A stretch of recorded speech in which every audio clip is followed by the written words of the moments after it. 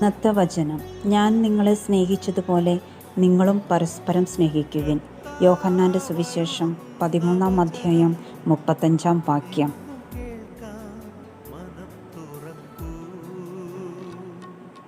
മനസ്സാകും വയലേലകളിൽ നിന്നും കളകൾ പിഴുതുമാറ്റൂ. നല്ല നിലങ്ങളിൽ വീണൊരു വിത്തുപോൽ നിങ്ങൾ ഫലമേകിടൂ.